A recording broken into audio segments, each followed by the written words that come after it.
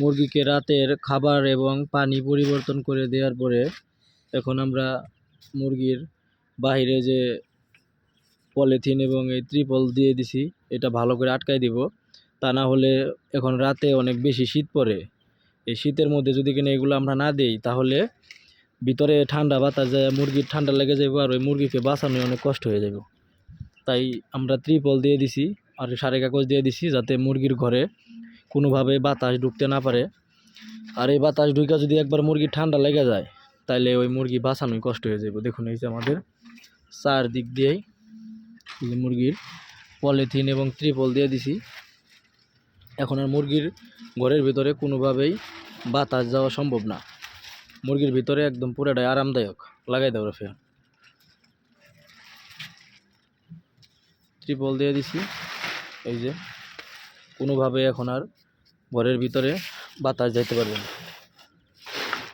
চারদিক দিয়ে একদম আটকানো আছে। দুইটা 100 পাওয়ারের, দুইটা 200 পাওয়ারের লাইট জ্বালাই দিছি। এখন মুরগি আরামে থাকতে পারবে, এখন আর কোনো সমস্যা নেই। আপনারাও চাইলে এইভাবে ত্রিপল দিয়ে বা পলিথিন দিয়ে আটকাই দিতে পারেন। বাহিরে অনেক শীত, দেখুন গাছের পাতা নড়তেছে, কিন্তু যদি ভুল করে কেউ এইভাবে রাখার পরে আপনারা এই ত্রিপল যদি না দেন বা কাগজ না দেন, তাহলে কিন্তু মুরগির মারাত্মকভাবে সমস্যা হয়ে যাবে। তখন কিন্তু মুরগিকে ওষুধ দিয়েও আর বাঁচানো সম্ভব না, কারণ এখনকার শীতগুলা খুবই মারাত্মক। দিনে প্রচুর গরম পড়ে এবং রাতে প্রচুর শীত পড়ে। কাজেতেই এই আবহাওয়াটা খুবই খারাপ আবহাওয়া। এই আবহাওয়ার মধ্যে মুরগিকে খুব সতর্কভাবে রাখতে হবে, তা না হলে অনেক সমস্যা হয়ে যাবে।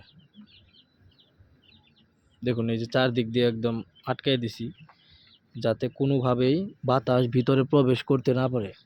আবার সকাল হলেই এগুলো চারদিক দিয়ে উঠাই দিমু, যাতে ভিতরে রোদ প্রবেশ করতে পারে এবং বাতাস ভিতর দিয়ে চলাচল করতে পারে, ভিতরে গ্যাস যেন জমতে না পারে। সকাল হলে আবার এগুলো উঠাই দিব। আর এখন রাত, এই জন্য এগুলো আটকাই দিছি, যাতে এই ঠান্ডা বাতাস ভিতরে যাইতে না পারে।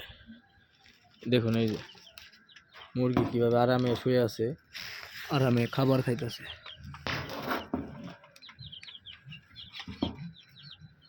মুরগি আরামে খাবার খাইতেছে।